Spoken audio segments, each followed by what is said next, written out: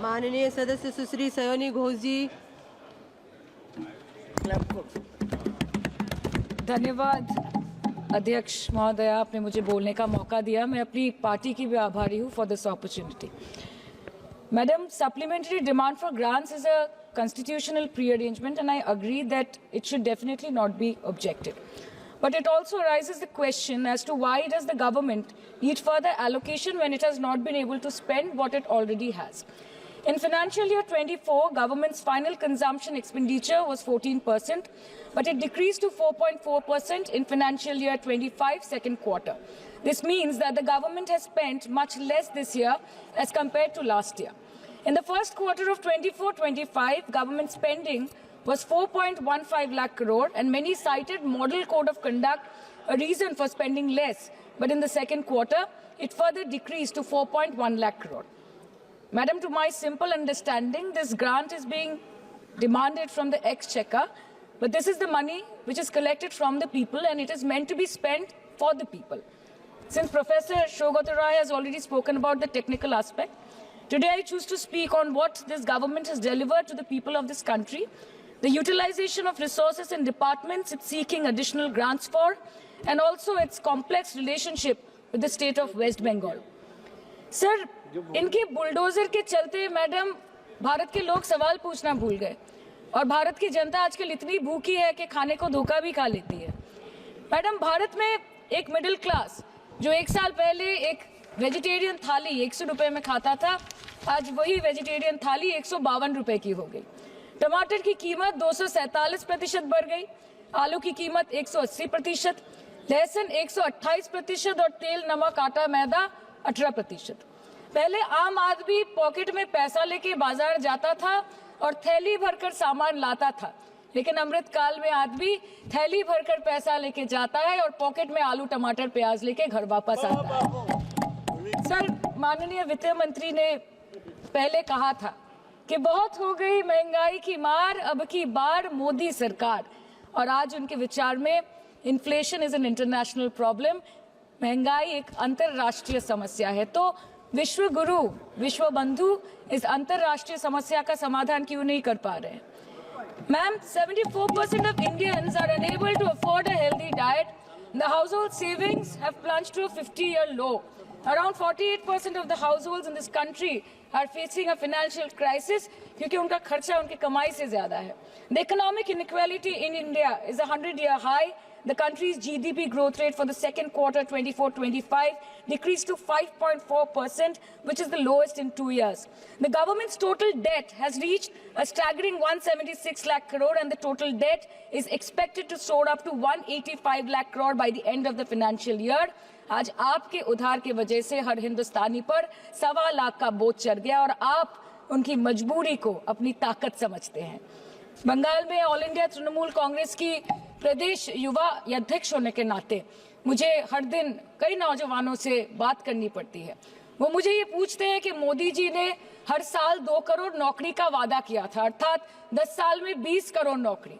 उन नौकरियों का क्या हुआ, उन वादे का क्या हुआ? मैं बस उन्हें यही कह पाती हूँ कि पत्ते तो झड़ते हैं, उठाता है कोई कोई, वादे तो सभी करते हैं, निभाता है कोई कोई। Ma'am, as per the latest report by CMIE, the unemployment rate has risen to 9.2% in June 2024 as compared to 4.9% in 2013-2014.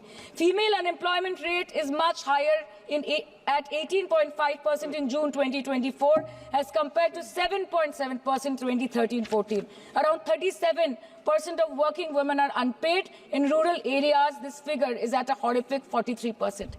प्रधानमंत्री जी बोलते हैं सबका साथ, सबका विकास, सबका विश्वास। अगर ऐसा ही है तो भारत के लोग आज देश छोड़ के क्यों जा रहे हैं?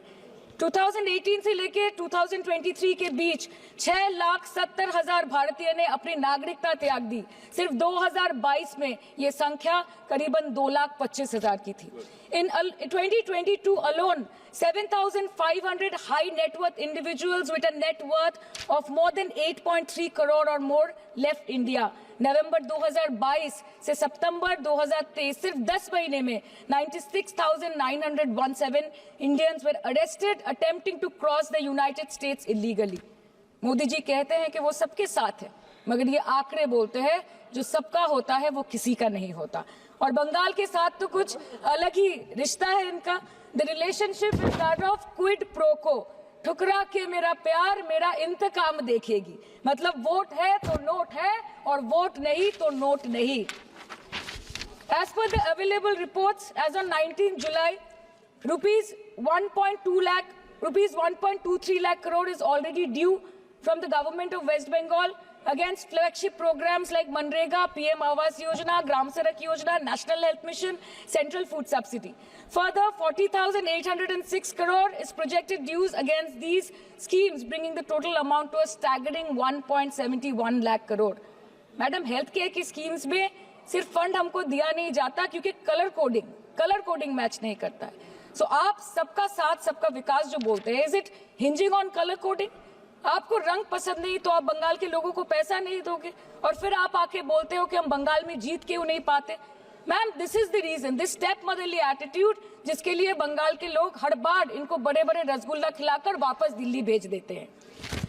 Even after making several attempts to crush our aspirations and our economy, Bengal government stands tall and true towards the commitment towards its people. Bengal में सिर्फ दीदी है तो मुमकिन है।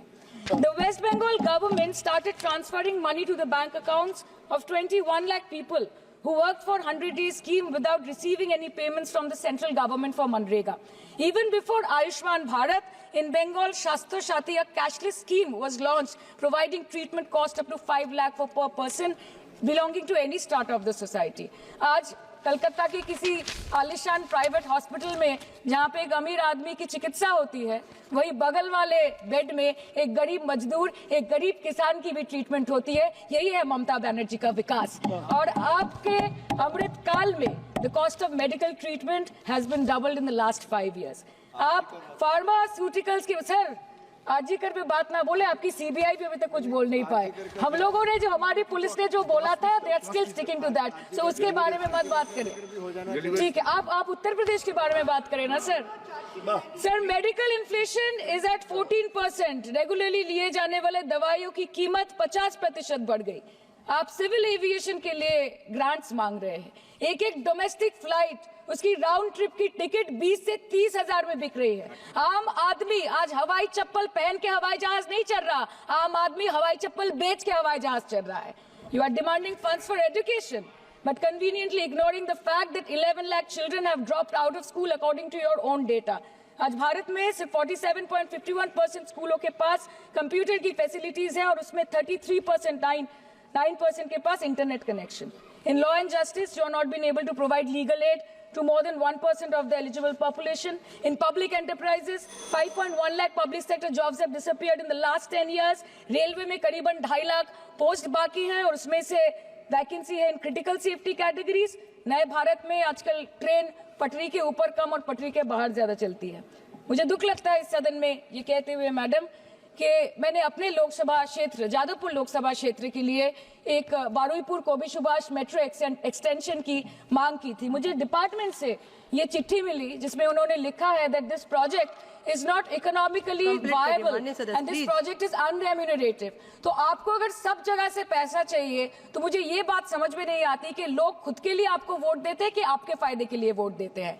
मैं आपको इतना ही बोलना चाहती हूँ, दिस वाज द रीजन, अपने प्रॉफिट के लिए आज इन्होंने सीनियर सिटीजन का कंसेशन भी बंद कर दिया और सीना ठोक के ये बोलते हैं कि 2022-23 अर्थ वर्ष में हमने 15 करोड़ वरिष्ठ नागरिक से 2242 करोड़ कमाए। धन्यवाद माननीय सदस्य। मैं 2 बात और बोल के खत्म कर दूंगी कि लोकसभा पे खर्च करके क्या फायदा मैडम, जब यहाँ पे विपक्ष को बोलने का अधिकार ही ना हो।